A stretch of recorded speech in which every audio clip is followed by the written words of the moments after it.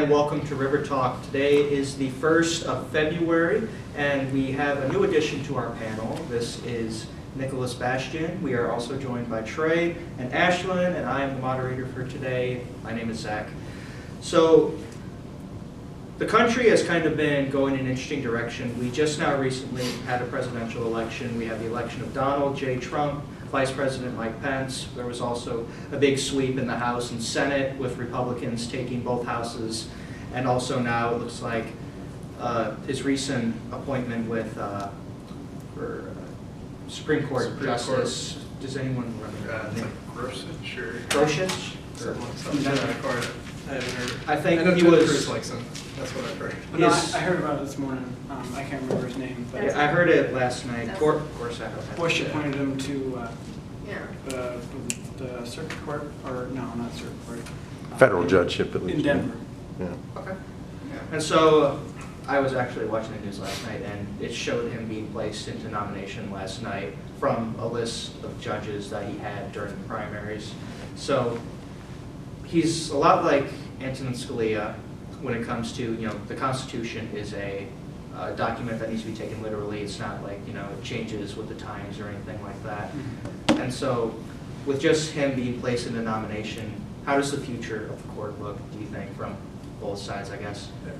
Well, I mean, the guy's, you gotta look at this too. He's only like Yeah. 49. 49, yeah, he's going to be on there for a He's while. going to be in there for a while if he gets, appointed. So, I mean, we're looking at a long very long right-wing kind of. And here's the thing, a lot of the more liberal-sided judges, they're like, in their 70s and their 80s, they might retire or die while serving as a Supreme Justice. So it's interesting to see, the court system might be shaped for an entire generation, the way it looks like if, they do pass on before the next presidential cycle. Well, I listen to Christian radio during the morning when I'm at work, and actually, 3 different times, they like to replay. They played his, I don't know if you want to call it his speech or whatever, but he just had a spiel about his faith keeping him grounded when he's high or keeping him up when he's low. So I think that's going to bring another, if not more, religious factor to the Supreme Court. So you take that as you may, but I mean, when it comes to like the landmark decision, was it last year or the year before with gay marriage? That was 15. Yeah, it's not, because Do you think that's going to affect anything? I mean, that's Well, already been decided, here's the but thing, in terms of being religion and stuff like that. Well, I think for a lot of people at this point, it's, there might still be, prejudice towards gays, what they believe in. Well, yeah, But what I'm saying is, I doubt the Supreme Court is going to overturn that. Well, no, that's not what I'm talking about. I'm talking about going forward, having that religious factor play into a lot of things. Oh, how it will. Because it's a big thing with separation between the church and Church state. and state, right? which I'm a huge part of. I don't think anyone's religion should be a part of our government. I think you should, respect and take it into account, but one person's religion shouldn't influence the rest of the country. Right, So- but if this new appointee is, like Zach said, like Scalia, where he takes the Constitution to literal, then I think we can count on that. Believe it or not, they were actually really close friends, him and Scalia. They showed a photo of them, both of them on a fishing trip together, up north, Interesting. So. Well, he sounds like a good pick. I mean, Yeah, guess- I mean, the only downside, you know me, I'm very firmly planted on the right. The only downside I see to it, and I don't see very much evidence of it, is if, this, that kind of Roe v. Wade thing gets overturned, which I don't think it can be at this point, because I think largely on the right, the traditional Christian conservative, straight is straight, that I think a lot of that has been tossed out, so to speak. I think that kind of ideology has moved on in a large portion. So I don't think that's largely on the concern of many Republicans, especially not one in the Supreme Court. And like you said, separation of church and state, I think he would do, or I hope he would do a good job of maintaining the Constitution to literal. And also, there's not just, the Supreme Court nominee. There are also many Oh, of his yeah. cabinet picks Cabinet are also picks. in the process of being confirmed, or, you know, they're still getting hearings and stuff like that. Like, Do you want to talk about Betsy DeVos?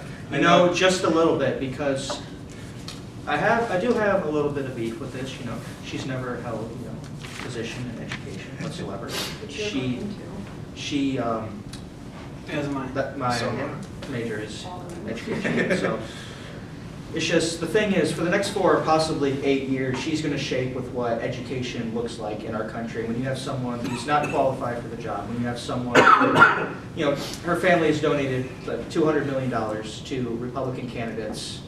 I mean, and she's been asked, oh, you think that's the reason why you're here? She said, no, I'd still be in this position if I didn't, but it's I don't just- believe that. I don't either. Yeah. But I really want to know, because arguing teaching, what do you think of that? Because that's not, I don't agree with. well, she wants to go, she wants to, well, she's not really a, She's a large proponent of charter schools, yeah. which is my immediate concern. Again, I'm very, very much so on the right. I do not like this person for Secretary of Ed. Very much, I think. I mean, she's a huge proponent of charter schools, and I would take that with a little bit more validity if it came from someone like Ben Carson, who's actually done like work in the field and so on. But this person is literally just a billionaire and has no experience, like you said, in the field of education. And I mean, you don't have to look far to know why charter schools, at least on the surface, aren't a good idea. I mean, 85% of them fail within the first 10 years of being open. Well, and going on after that note, that the education system as we know it's not getting any better.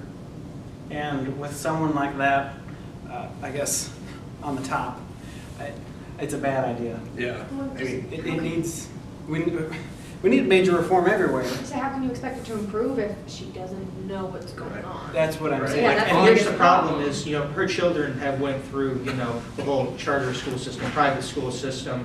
They have no idea, she has no personal experience what it's like to be in a public school, like the struggle for a lot of families, you know, in say, you know, inner cities, stuff like that, where schools are not exactly the best. right. And so, called dropout factories. Yeah, I mean, and like the other thing is, on principle, I don't like lifetime politicians taking big positions like this. And in that regard, she's not. But education is one of those things where you really do need an experienced kind of person. You know, it's not that charter schools haven't been done right yet. You know what I mean? And she's just such a proponent of doing them the same way that they've been done, and that most of them continue to fail. You know, 'cause like you said, like they're largely in the inner cities where there is no money, so they can't hire quality teachers. And when you don't have quality teachers, you can't teach quality content. And, you know, it just How difficult is snowballs. it, do you think, to find like, you know, a very well-respected professor in our country to take the position, like, you know, well-known, great author, something like that? I just feel like it shouldn't be that difficult. Instead, you pick, you know, a billionaire who has no idea what it's like to go through the public education system in our country.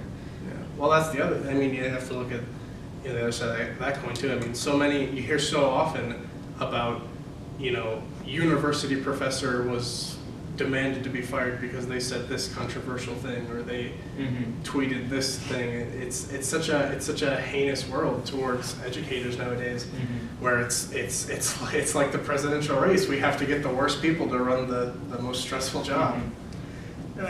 Well, that's just one of his picks that caused a lot of controversy. Then you have, you know, Before we move on to another topic, what you're saying with that is that no one wants to take a job because it's too stressful. And if you look back at the past, we're in the situation we're in because of the people who've held that position. Not that they haven't done their job right, but I mean, obviously there's a reason we're in our position now. And without something to overturn that, well, not necessarily overturn it, but to reform and Right. help do that, we're not going to go anywhere, obviously. But speaking on behalf of the students, but on behalf of the teachers, it's just like any other workplace. It's just like in the restaurant business, you have good managers, make good employees, and it's a well-run workplace. You have bad managers that make the employees not want to work and don't work. So when you have school systems that aren't run correctly and teachers not getting what they need, not saying that it goes for all teachers, but if you're not getting the supplies you need and you're not getting treated the way you're supposed to, you're not going to be roaring and ready to go. And that's the problem. Just one more thing to add to that. I'm fine and dandy with, unionists and everything like that. It's just a matter of the fact that, teacher unions, they go out of their way to protect some of the worst teachers our country has to offer. And that's not what I'm advocating. No, I'm just saying, like tenure. that's just another thing that's adding to the problem, is Things that like we tenure. can't just fire a bad teacher. We Right. gotta go through this difficult process, and then if you screw up one thing, the whole thing's thrown out the window. It's definitely a double-edged blade. So what else are we talking We got, about? well, I believe he's already been confirmed, but General Mathis for Secretary of Defense. Right. Now, I haven't actually done any research on this guy, so tell me. I believe he Oh, was wow. part of, was it Operation Iraqi Freedom? Was he general in that, or, not sure?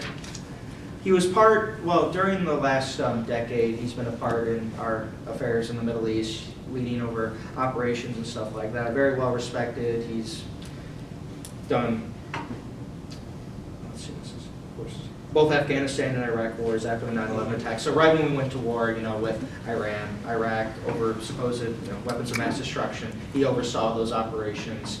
And So he's grounded. He's part of this Yeah, So- he has, ongoing thing. He has Yeah. the he necessary has experience Okay. that you would expect. Right. from And, someone in defense. But hear me out though. He may have the experience, but if in our current events class, I'm not sure who's the article on America being the future hegemon, and we took a quiz about it last week. He was talking about how basically all of our affairs in the Middle East have all failed. And welcome back to River Talk. We took a short break here, and when we left off, we were talking about our meddling in affairs in the Middle East. And Nicholas, if you want to continue your thoughts on that. Well, what I was going to go with there is that we honestly haven't had a very good track record with our military in the past 20 to 30 years. And arguably, we could all agree upon the fact that our affairs in the Middle East have been interest-based and have ultimately failed to produce any, or I guess a large positive result. I'm not saying that there was no positive results resulting from our military interest in the Middle East, but it's definitely not It has working. yet to be resolved Exactly. by far. And Absolutely. I know a big thing with the Obama administration was getting out of Afghanistan, but personally, as much as everyone hates war and how long this war has been, we pulled out before we finished what we were doing. Mhm. And that's just like building something up 90%, but without, or you could look at it as building a tooth back up and not putting a crown on it. You did all that work, all you have to do is put a crown on it, but without that crown, all it takes is one hard peanut for it to fall apart again. And that's exactly what the extremists in the Middle East are doing. All that work is fine and dandy, but until you not necessarily get rid of all of it, when you still have that sort of extremism, everything's just going to fall apart. And when you have, going back to what we were saying before with the education, although he has a history in the defense industry, that doesn't matter because you've seen where that's gotten us.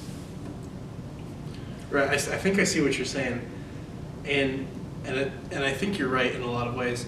The only thing is, though, is I'd rather have somebody who's kind of been there from day one than a complete Exactly, outsider, and that's you know what I why mean? And that's like but I totally get what you're saying. Like, we're stuck between a Just- rock and a hard place. Right. It's not the greatest option, but we don't have any great options. I mean, in the Right. current situation we put ourselves in, I feel like it warranted an actual, general to assume. I'm not familiar with, secretaries of defense in the past and how often generals are put in a position, but I feel like the situation we managed to put ourselves in with the Middle East, I feel like it warrants the attention of a general to be put in that position. At least he knows, I mean, it may not have worked out, but at least he knows what didn't work out. Right. Instead of trying the same thing over and over again and it failing miserably every single time. mhm. I would like to, if we could talk about Rex Tillerson. I'm not sure if he was confirmed yet or not for the Secretary of State. Do you actually just, do you have any personal thoughts about him? or- I do have some personal thoughts. If you'd like to share them quick while I actually look for him. Sure. Well, actually, in your information there, you should see that he was the former CEO of ExxonMobil. Okay. And There it is. if not most of his adult employment life was spent with ExxonMobil. And you can argue that his business has multiple global interests, and that is positive for someone in that role. But in the interest of global warming, there is several sanctions that the Obama administration put on Russia for their, well, actually, what was it, 500 million or 500 billion? I don't know, one of those numbers. It was a I don't very remember. large Was sum that, of money. I can't remember, was that tied to their intervention in Ukraine? Or was there? I'm not sure. In the Crimea, yeah. ExxonMobil and Russia. And the Obama administration put a lot of sanctions on that to stop that from going through. Mhm. Now, it's almost a guarantee that the once CEO of ExxonMobil is going to advocate for the repeal of all of those sanctions, and thus the gas industry, well, the oil industry and the shares of ExxonMobil are going to do great, but what does that mean for the environment and the Arctic with these, God knows, unlimited supply of oil that they have yet to be tapped? That's an, I really get what you're saying, and I get the concern. Because I don't want to come off as saying I don't care about the environment, because of course I do. I live here. The only thing I would be, so I'm one of those persons that would be called a science denier, because I don't believe in all the claims that are made by atmospheric scientists and so on. I get what you're saying though, with like, you know, if he's in charge, he's not going to have as many limitations as if he weren't in charge. So I get where the concern comes from, and to that, I don't know. I guess it's going to be. You almost wonder if that will. You know, you hope that if the people don't like what their politicians are doing, then they write to the politicians, and the politicians change. If there was ever a time for, you know, the environmentalists to really speak up, it would be now to you know, get this sorted But out. as you know, nothing gets done in DC without money. And I mean, Yeah, the if you- CEO of ExxonMobil, he's got money money through talks. the roof, right? And, I mean, that's obviously. I mean, who are you going to listen to? You're going to listen to some random person from the Midwest who writes you a letter, or you're going to listen to the guys like, hey, here's, you know, $600,000 to do this, you know, I mean. Exactly, and it's just kind of, what do we pick? Do we pick saving our environment, or do we pick saving our economy?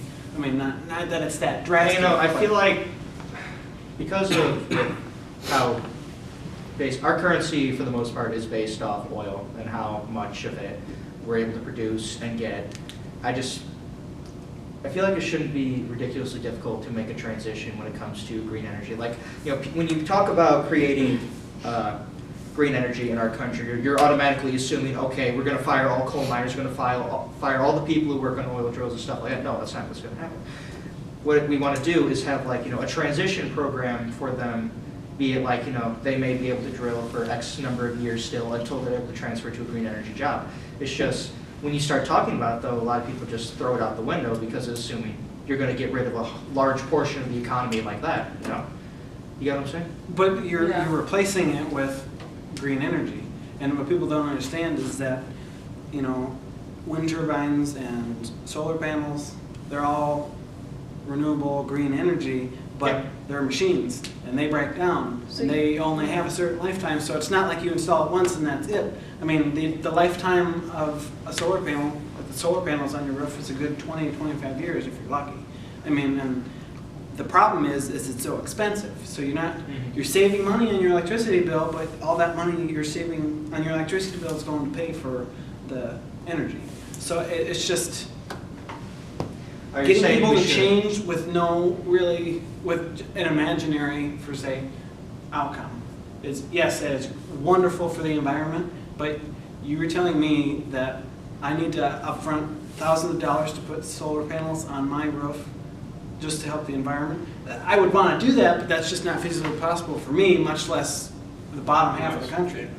Well, I'm not telling you to do No, that. but that's what's standing in the way between. Largely, I'm just saying though, like, because America's of set a in lack of ways. investment in the whole concept of green energy by our government, I mean, a small portion of the federal budget goes towards it, right? And so then you get people who are put in these positions for like Secretary of Energy and the EPA, who are practically climate change deniers, who are gonna, Which scares me, because I think the environment needs to be a priority, so that's scares me if they're like, no, it's not a thing. I'm Well, like, yeah. what do you guys think of the media blackout that Trump's imposing, and what the National Park Service? They can't tweet. Yes. I mean, not that It's tweeting is all that ridiculous. important. You but shouldn't be, Yeah. I don't know, they should be able to be. Scientists hey, can't share their findings. Yeah, that's Mhm. not really, I don't know how you can really justify that. I mean, don't our tax dollars pay their salary? And we can't, we